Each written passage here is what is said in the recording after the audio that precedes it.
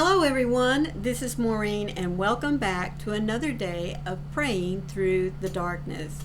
Well, here it is, March the 1st, and we have a new verse to start our month out with that kind of gives us the overlying theme for all of March.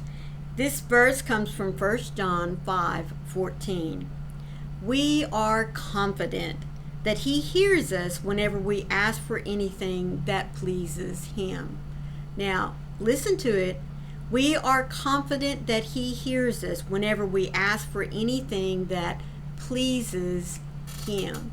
Now, many times we ask for things from God and we don't always get an answer.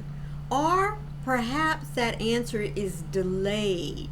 Remember, God answers according to the plan that He has for us, and sometimes that means not answering at all. But this is a wonderful way to start out March the 1st here of 2025 because we are confident that He hears us. And folks, today's very first devotional for March is all about fulfillment.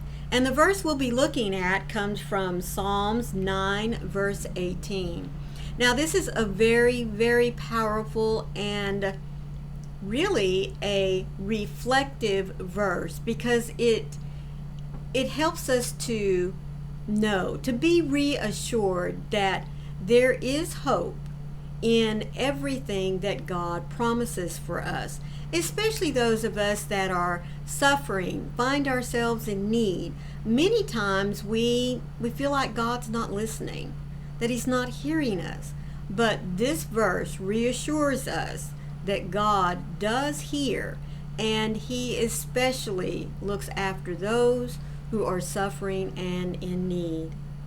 He will not ignore forever all the needs of the poor, for those in need shall not always be crushed. Their hopes shall be fulfilled, for God sees it all.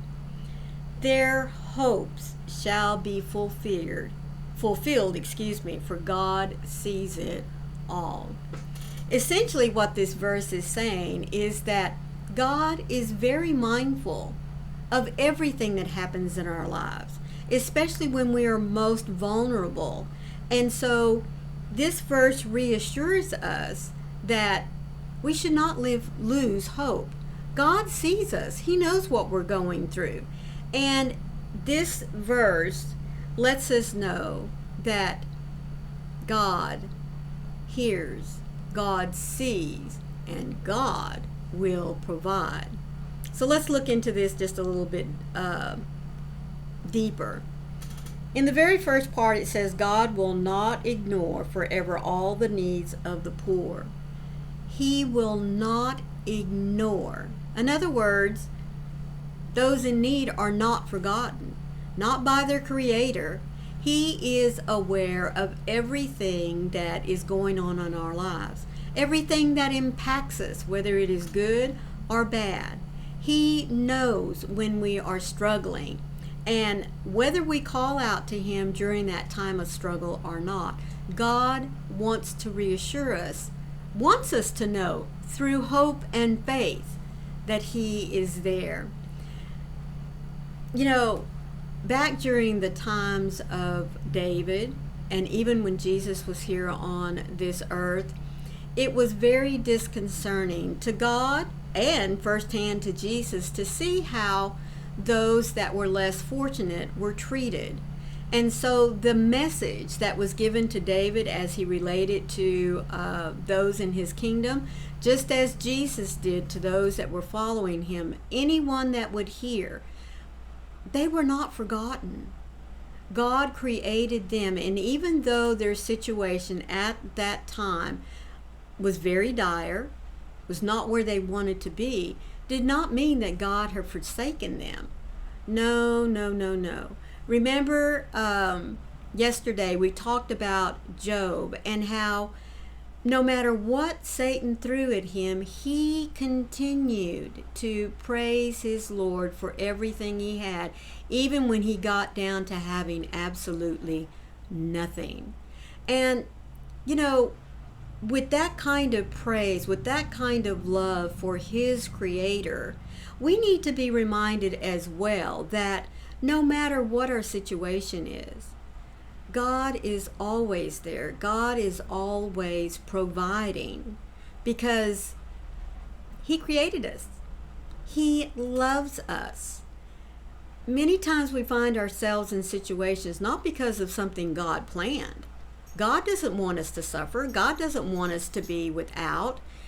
We live in a sinful world, and it's just going to happen that Satan, remember I told you, he loves attacking those of us who are given our lives over to God.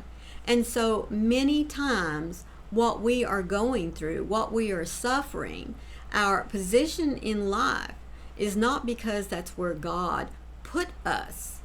No, it is because of sin in the world. So God's not forgotten. God is right there. God is handling the situation, maybe not as fast as we would like or in the way that we would like. But just know, you are not forsaken. We are always to put our faith and trust in God. We may not always understand His timing. I mean, I don't know about you, but yes, there's been many times when it's like, Lord, can we kind of move this along a little bit? Now, that's me and my time and my perspective. But I know that God has a plan. And even though His plan calls for me to wait when I don't want to, I know that His timing is going to be right.